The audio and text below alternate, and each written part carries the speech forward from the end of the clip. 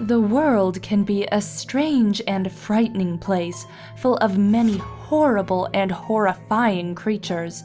But, as is with all dark subject matter, there is an undeniable morbid curiosity regarding just such creatures. Today, we're going to crack open a cryptid case study and take a closer look at one of these entities.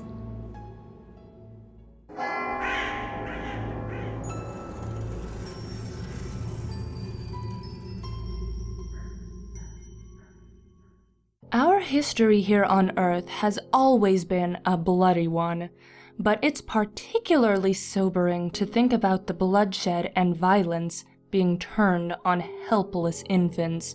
But it happened, and as a result, folklore about these murdered children has popped up across the world.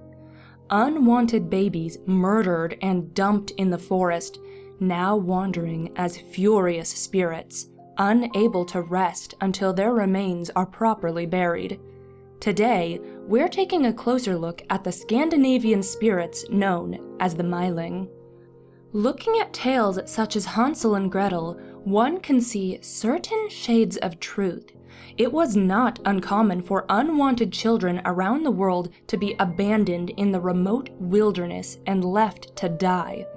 In certain cultures, these abandoned children were predominantly female due to the archaic belief that boys were of more use to the family than girls.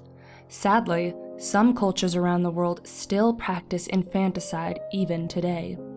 However, the most common reason for abandoning one's child in middle-aged Sweden or Finland was not directly correlated to the baby's gender, but instead due to the baby being born out of wedlock. You see, not only in these times was having a baby while unmarried seen as a crime against God, but it was also a crime in the eyes of the law. These poor children were seen as nothing more than abominations, and as such, in order to escape harsh punishment, oftentimes the mothers would cast them out to die before they ever had a chance. And again, since these children were seen as abominations, they were not allowed proper burials in cemeteries. Most never even got a decent burial at all, even in the woods. They were simply left exposed to the elements or cast to the bottom of a lake or river. It was this practice of infanticide in middle-aged Sweden and Finland that led to the creation of the Myling legend. They are also known in Finnish by the name utbord, roughly translating to that which is taken outside. These vengeful little spirits are enraged by their sudden deaths, as well as the pain of rejection and abandonment.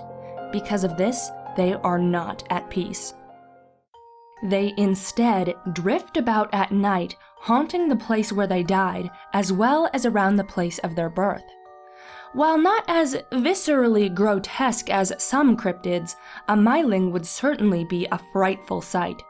These spirits never grow or mature past the point at which they died, so they forever take on the appearance of a young child or infant. However, something is horribly off about them.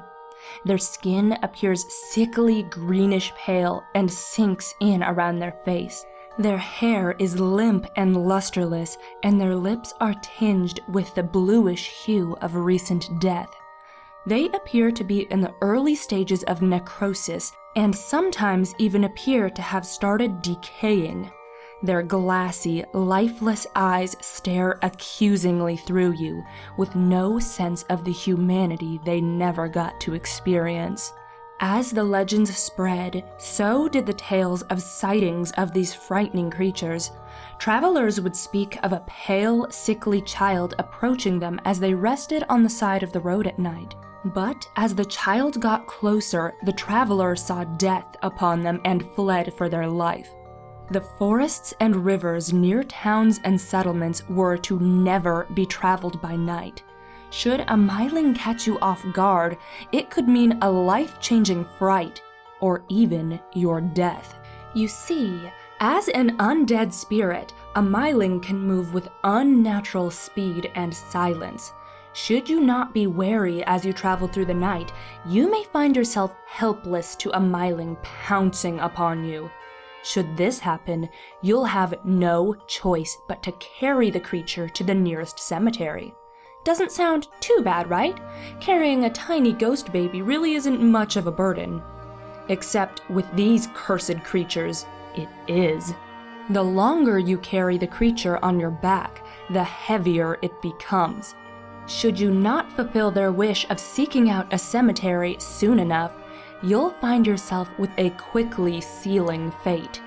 The Myling will cling to your back, growing ever heavier until you are crushed. There are even stories about those carrying a Myling through soft soil and ending up sunken into the earth from the sheer weight. And if the crushing weight doesn't happen to kill you, by the time the sun rises, the Myling will. If you failed to return it to consecrated ground, it will grow violently angry and snap your neck before fleeing into the wilderness as the sun rises. Should you obey its demands quick enough, however, and make it successfully to a cemetery, the creature will be appeased and will hop off your back and leave you without further harm. I mean, aside from the obvious lasting mental trauma such an experience would surely result in. It is said that the only way to do away with the Myling is to locate its remains and give them a proper burial, the only thing they truly desire. Though shown no love or respect in life, should their bodies be given dignity in their burial, their souls can finally rest in peace.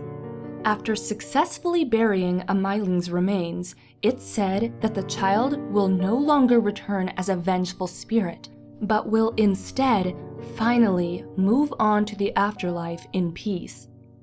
Unlike many frightful cryptids from other folklore tales, the Myling don't seem to possess the same level of insatiable bloodlust. It would seem these pathetic creatures only long for the tiniest shred of dignity. They could reasonably hunt down the mothers who abandoned and killed them so, but often they do not. They simply wander in pain, searching for someone in the realm of the living to fulfill their final wish. In the end, the legend seems to lend itself more to tragedy than to horror.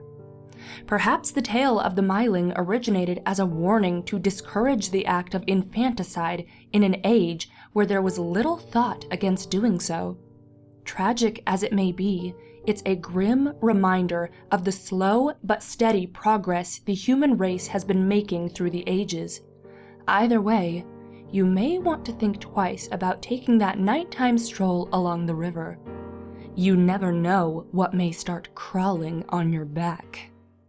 Well, that's all for today's report. If you enjoyed this video, please consider leaving a like, and if you're new here, please consider subscribing. There's more creepy content every Monday and Friday to satisfy your appetite for horror. Until next time, stay creepy.